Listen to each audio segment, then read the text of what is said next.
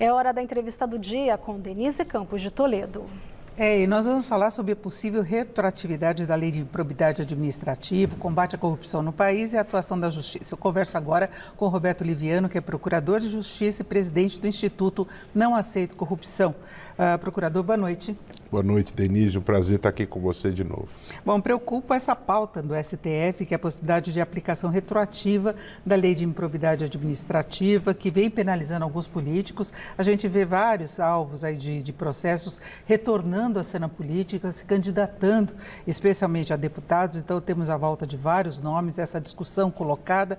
Como é que o senhor vê essa possibilidade do STF aprovar a retroatividade? Com extrema preocupação. Em outubro do ano passado, o Congresso aprovou essa nova lei de improbidade, a Lei 14.230, e é óbvio que o Congresso tem poder de atualizar leis, né? Isso é uma atribuição do Congresso. Agora, existem limites. Em primeiro lugar, o Congresso não pode aprovar uma nova lei que afronte a Constituição. Em relação a isso, o Instituto Não Aceito Corrupção e a Confederação dos Servidores Municipais ajuizaram uma ação direta de inconstitucionalidade, apontando 10 afrontas à Constituição. Essa ADI tem como relator o ministro André Mendonça e ela não vai ser examinada amanhã. Ela ainda vai ser examinada mais à frente. Além disso, Denise, existe a questão da aplicabilidade desta nova lei, né? Como que ela se aplica? Em outubro do ano passado entrou em vigor essa nova lei, mas a verdade é que todos os casos de improbidade que estão judicializados, esses casos todos, essas ações todas, foram propostas com base na Lei 8429, que é uma lei de 1992. Como é que fica isso diante da nova lei de outubro do ano passado? A questão é a seguinte: nós temos um princípio que é inclusive constitucional, que quando vem uma nova lei mais benéfica, ela retroage quando é uma lei penal. A lei de improbidade não é penal. As leis penais mais benéficas retroagem.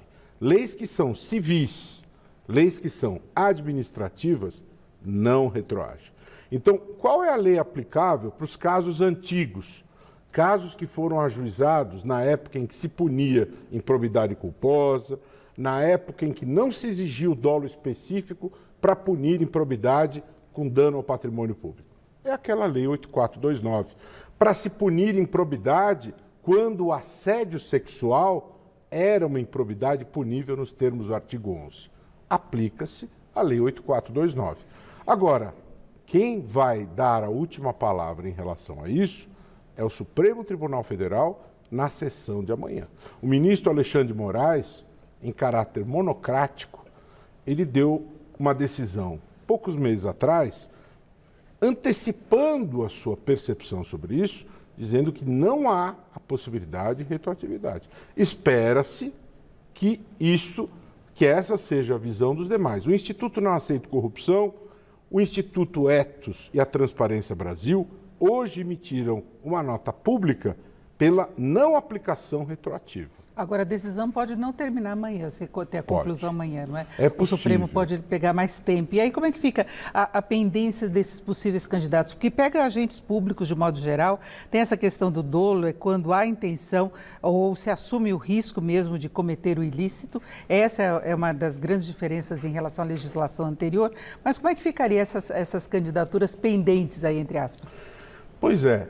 Esse é um problema, porque nós estamos aí muito próximos das eleições e há pessoas que estão postulando candidaturas e estão pedindo liminares. Alguns bateram as portas do STJ, como o ex-governador Zé Roberto Arruda, como Eduardo Cunha.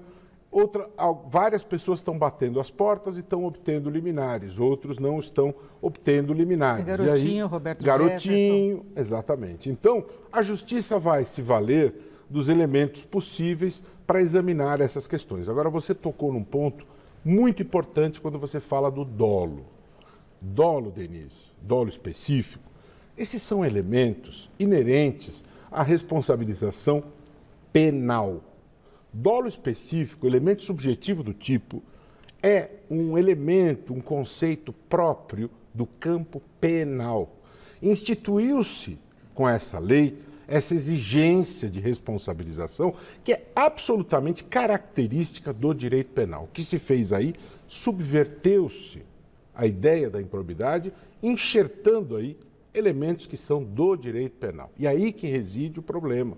Isso é totalmente impróprio. Quis-se utilizar esses elementos do direito penal para que houvesse uma dificuldade de punir aqueles que violam a lei. Importou-se a prescrição retroativa do campo do direito penal e por aí vai. Rol taxativo de condutas. No direito administrativo não se usa rol taxativo. Por conta dessas e outras, o assédio sexual não se pune mais, a carteirada não se pune mais, as torturas não se punem mais, ou seja, a impunidade ficou garantida por lei. Não se pode agir desta maneira, porque nós precisamos da punição adequada, equilibrada. Ah, mas tem promotores que exageram, tem promotores que abusam do poder. Concordo. Para isso é que o Congresso aprovou a lei de abuso de autoridade, para punir esses promotores que abusam. O próprio Congresso aprovou essa lei. Então, existe um ponto aí incongruente. Se o Congresso aprovou uma nova lei de abuso de autoridade, para punir esses promotores que abusam, não faz sentido garantir impunidade por lei. Agora, a impressão que a gente tem é que a impunidade está voltando no Brasil. Nós tivemos uma revisão geral dos processos da Lava Jato, não envolvendo apenas os políticos. Nós temos aí uma trava em relação às questões, processos envolvendo figuras públicas da área política. Nós temos a PGR não atuando em alguns processos que envolvem o presidente Bolsonaro. Ex-presidente Lula também teve uma revisão de processos. Então, fica essa sensação de impunidade no país, né? Muito ruim, Denise. Com todo respeito ao senhor Procurador-Geral da República, notícia veiculada esta semana, são 104 arquivamentos de representações que vieram ao Procurador-Geral provenientes do Supremo. 104. E nenhuma instauração de ação penal. O placar é 104-0. 104 arquivamentos e nenhuma denúncia. É muito complicado. A PGR que teria de levar essas denúncias adiante, e a gente vê o Supremo segurando muito dessas situações, inclusive quando há aí, ações por parte de congressistas que não conseguem espaço no Congresso mesmo para defender determinadas posições e processos, e aí fica esse embate entre os poderes. Veja, uma questão muito importante, a gente conversava aqui antes, né? O presidente da Câmara, com todo respeito a ele recebeu 145 pedidos de impeachment contra o presidente. Nenhum deles tem seguimento. O Procurador-Geral da República, 104 arquivamentos e 0 denúncia. E aí o que acontece? O Supremo Tribunal Federal, que vem procurando cumprir o seu papel, ele é alvo de demonização por parte do presidente da República. E aí você começa a compreender certas coisas. Os jornalistas que cumprem o seu papel de prestar contas à sociedade, de garantir o acesso à informação, são hostilizados todos os dias. Aí as pessoas precisam compreender esse jogo. O jornalista presta contas, informa a sociedade e é hostilizado. O Supremo Tribunal Federal cumpre o seu papel para aquele jogo de freios e contrapesos e é hostilizado. Aí o jogo começa a fazer sentido.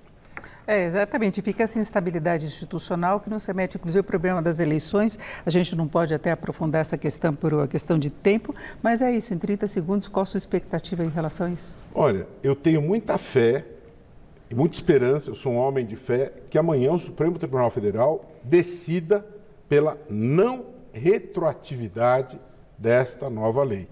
Esse é o melhor caminho para que não tenhamos a prevalência da ideia da impunidade. É o melhor para o país, é o melhor nesse sentido mais amplo de interpretação da lei. Estarei lá em Brasília acompanhando esse julgamento.